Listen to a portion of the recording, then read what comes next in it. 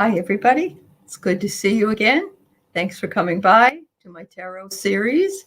I'm up to number 8, and there has been some disagreement about the positioning of number 8 and number 11. In some card decks, the 11 is strength. In the Rider-Waite deck, the 8 is strength. It's been juxtaposed with the Justice card. And so depending on what group of cards that you're reading, you may have it as number 8 as justice and not strength. There was a really good argument for the fact that this was changed to the position that it was, and I'll try to bring that illumination to you. But, there's no real hard and fast description of any of these cards because I'm looking at the archetypal images and so on. And by now you should be seeing that this is a very, very interesting story. The tarot is a story in and of itself. And it's the story of us. It's the story of unconscious, subconscious, dreamlike states, the ability to access what you need to access when you need it. And today we're talking about strength. So I've always been fascinated by this card. And the infinity sign above her head. She has a head with beautiful flowers. She has the flowers also around her waist. She has her left hand on the head of the lion, and she's got her right hand seemingly right underneath the lion's mouth. The most interesting thing I think about this is the tongue of the lion. The lion is so tame that it's licking the lady, pretty much. And, they're on fertile ground. There's some mountains in the background. But strength becomes something that we all need to access within ourselves, in our unconscious, subconscious minds. It's something we need to draw from. It's something we need to look at. Many of us don't want to look at our subconscious because we're too afraid of what we might see. But honestly, until we do, we live in a world of ego.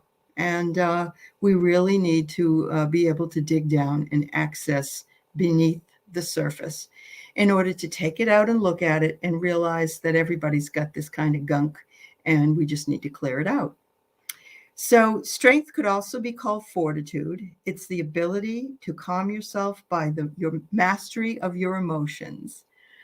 I'm no expert on calming myself and having mastery over my emotions until most recently. There are many things that we can control, or we think we can control, in life that come from us. And then there's the outside, which we can't control. We can't even really control things that we can control. We have this idea that, if I do this, I can control the situation. I want to be in complete control of my life. We use that word. And we really, really need to realize that even though we're not sitting in a situation where things happen to us and we're victims, that's not what I'm talking about.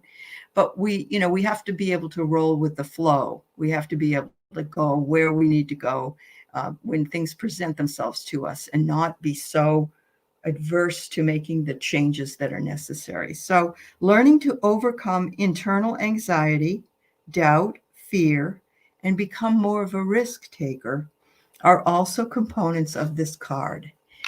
If you were going to a zoo and you were with a lion, I don't know how you would feel, but I know I wouldn't probably want to stick my hands anywhere near its mouth. I'm sure that I'd be a tasty morsel. My hands would be a tasty morsel. But this woman, her face is very gentle, very relaxed. She's got the infinity sign, so she's infinitely strong. And she's got this lion, and she's just interacting with it in a myriad of ways, because a lot of people say, is she opening the mouth of the lion? Is she closing the mouth of the lion? Is she trying to get the lion to speak? Is she trying to get the lion to be submissive? What is the purpose of the hands so close to the lion's mouth? Some of the other components of this card are the ability to tame others through compassion and positivity, not domination. So the Chariot was more dominant. Remember, we got all the control. We don't even need the reins. We're just right there. It's a more masculine energy. And in this case, now we're looking at the feminine energy of strength and how she handles her adversities. Okay. It's also a connection to our higher self or the things we already know in our subconscious mind. And it's also internal balance between the inside and the outside worlds. And it is something that we all need to accomplish, because if we continue to live from ego, and there are times we need to be in ego, but if we live from that component 24/7 and we don't look inside and find the strength and the will to look inside of ourselves and realize we hold the answers, then we remain a different persona. We become very angry when things go wrong. We think the world is against us. We become victimized. We pout, we scream, we yell. We're very childish. And I know there are times we all feel that way. And, I wouldn't say that it's a one-time easy thing to do. It's something that has to be done, though, in order to sublimate the ego and find balance within the two. This is very important. It's also the ability to endure when times are tough. Remember my resilience series. My resilience series really was a test of our strength. It was a test of how we came about as a community, with people that volunteered to talk. Not everybody, that is a person that I have as a subscriber was able to talk, but the stories remain very similar to each other. And it showed us that our resilience and our strength really saw us through the tough times. So in that regard, I would say many people here already have accessed the strength and the strength card and the balance of the will. That doesn't mean we can't be better. That doesn't mean we can't grow deeper. I know that I'm always looking to improve myself. I know I have issues. I know everybody has issues. And it's going to be important for me to look inside and find them out and take them out, wash them out in the laundry, dry them up, and try again. All right. It is a signal sometimes for you to press forth, particularly in your career. Don't give up. Remain strong. Go for your promotion if you have one. It also indicates improved health and mind and body balance. That's very important for us to have, is mind-body balance. You don't want to stay in one area, always in mind, always in body. When I was coming up with my name, I probably would have wanted to put in there heart and body and soul connected, but it would have been way too long. So heart and soul for me mattered most. And our hearts and our souls also affect our bodies. So yes, the strength card is number 8 in the Rider-Waite deck. It's number 11 in some of the other decks. And it just depends. They shift whether justice goes this way or that way. So here's what happened. The strength card was changed in position in some card decks, because the 20th century makers of this card deck still remain controversial on whether or not this should be done. But the connection to a secret order of the divine, I think it's the Order of the Dawn or something, decided that they wanted it changed, that it fit more closely with what they felt was the path that we're on, coming from the Chariot into strength and not necessarily yet into justice, that justice should take a stand a little bit later. Now, that doesn't mean that if you have number 8 as justice, that it's wrong. It just depends on your idea of it and your particular deck. It also suggests an initiation, and that's why I like it so much. The male energies were used in the Charioteer, and they had to they have all these bravado, ego, whatever things and control. the female, the strength coming after it, kind of shows us how the emperor and empress work together in different way. But here we have the outer and the inner, and we already know that that is male female energies and the yin and the yang. By putting strength at this position, the people that changed it decided that the tarot should be considered an experience. It's an experience for us. And I like that. I like it because it isn't just a game. It's not woo-woo craziness. It is a whole complete experience. And that's why I remember when I got my deck the very first day I got my deck, and I read the information. And it says you need to work on these one at a time, and work on that the whole day, have it, or a week if you need to. Put it up, look at it, look at the symbology, look at the color, look at the lady, look at the infinity sign up there. What does all this mean? What does all this mean? They even had you put it under your pillow at night, the cards, in order to bring you into the idea that you were in the card, you understood the card, and that is an experience. So, it's fine if you want to throw cards and be a card reader and so on and so forth. I'm not telling anybody that they can't do it the way they want. And that's the beauty as well. But it's their experience. Others experience things differently. That's why the cards sometimes are read intuitively, because some people see, for instance, it depends on the question and so on. And some people see something in the card that they believe is answering the question of the querent or the sitter. Strength is a woman taming a lion. It could be said it is our unconscious mind tamed by the direction of the conscious understanding that we have. So it is a way for us to access the interior, tame it. Don't get yourself all bogged down with it. Make sure that you just tell it to, chill out, take a rest. Don't work so hard. Tell me what I need to know and bring that out toward me.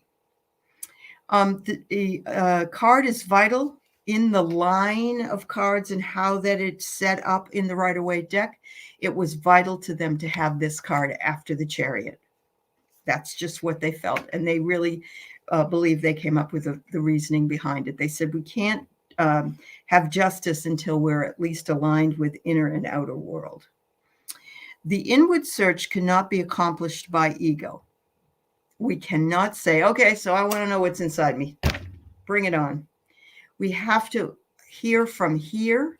We can't hear from here.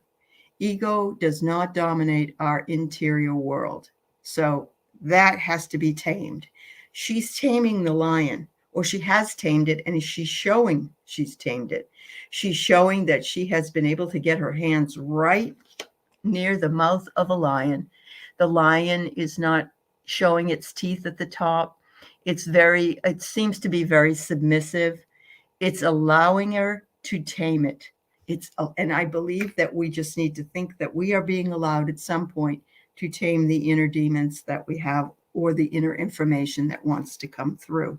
Our subconscious needs to be accessed by our intuition, not any rational thought. I had a hard time when I first started with mediumship and psychic stuff. If I was getting it, and it was awesome and it was cool. And then I started thinking about what I was seeing, and was that right? And then it shuts off, just goes away. It's like, no, I'm not going there. I'm not going from your ego. I'm not going for your need to be right. You don't need to be right. You need to listen. You need to listen, and your intuition will tell you exactly what you need to know, not your head. If it isn't, our persona is a totally different persona. We come across more egotistical. We don't understand our emotions. We let our emotions go, scatter away, and we get really angry and upset. We also have something that really is evident in people. I know that not all people are the same, but people lack spontaneity. And when they lack spontaneity, the ability to say, hey, you want to go down the beach? Let's go. Whatever it is, provided everything else is okay. You don't always have to have a plan. You don't have to have a plan all the time. Yes, you have general goals and you wish to, but you don't always have to have it planned every single moment of the day or life. We say, I'm going to read a book and that's going to tell me what I need to know. And that's ego. Okay. I do believe, because I'm a reading and writing teacher, that it helps me a lot to get clarity. But I only take what resonates deeply with me. And then I ask myself, why does this resonate?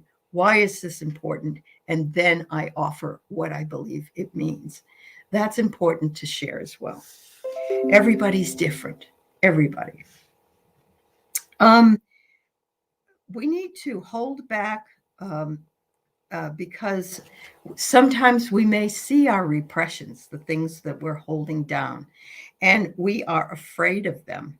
And we're also afraid of being open to spontaneous connections because we believe that, or because I believe we lack authenticity, which is a big word in the spiritual community. Authenticity is something that, are you truly authentic? Is this the you that's you everywhere? Are you able to determine your own goals and move with your own life choices? Can you say no? Can you, wear whatever you want because you don't care what other people think? Are you authentic to yourself? That's very, very important. When we aren't authentic to ourselves, we rob ourselves. We rob ourselves of being present, being mindful, and knowing what it is that we want, not what others want for us. We all need to cultivate inner strength calmly, without fear, and this allows the mysteries to be looked at from the inner strength that we have inside of us. So a lion in this case represents feelings, fears, desires, confusion, all of which are suppressed by ego in an attempt to control our life. Now, you know that a lion has all of those things.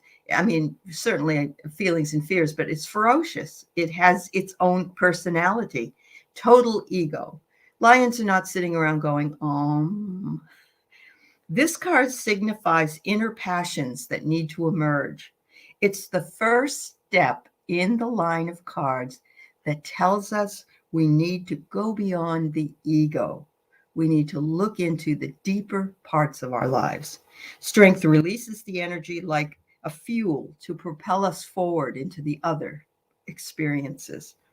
Strength sort of opens up our Pandora's box, and we must believe we have strength to self-discovery in order to follow through, because most of us have a fear that we're not strong enough to really see what it is we have to confront. We'd rather hide it. We'd rather not go there. And this is why we drink, why we take drugs, why we have other addictions. They keep us too busy to look inside. Very important. So the Chariot balances the power with the Strength card. The Chariot has force and control and determination and domination, while the Strength card has intuition and spontaneous emotion. It takes strength and courage to release these emotions. But when we do, we have the ability to face life and times of change with more hope and eagerness than we would have if we stayed in ego. In ego, we would look at only the exterior, only the bad. With this, we look at it and we take a look inside. It's interesting because Jung says that the first half of our life is devoted to nature. We could say all kinds of nature, sexual nature, the nature of what we're interested in, what our job is, all those things. But the second part of our lives, it's more culture. I thought that was fascinating. It's hard to determine when the second half of our life is. It used to be, I think, like many times, people have said, oh God, I'm 40. Well, then, oh God, I'm 50. And then, oh God, I'm 60. And then, oh God, I'm 70. I don't know when that middle part is, because I really, truly believe it's individual. I think we can look at people and see whether their spiritual side is a young spirit or a more a groggy, tired, perhaps spirit. And I'm not saying people don't have that every once in a while in their personality, because we all have those days. But what kind of personality comes through spiritually that speaks to that kind of thing? The other question that has come up in this card is, who is the strength? Is the strength the lion or the lady? Could it be also that they bring each other strength? She has the strength to allow him, the lion, him or her, to put her hands there and to tame that lion. And the lion's allowing her, using his strength as a predator, to allow her to do it. Taming our animal nature is important because we fear the beast within. Here, her hands are either opening, closing, or teaching the lion to communicate in a way that speaks to her. It just depends on who you are and how you feel. A very beautiful card, strength. And I wish you all strength in times of turmoil. We all need it. And as a community, we offer it. Blessings to you. Have a fabulous week ahead. Bye-bye.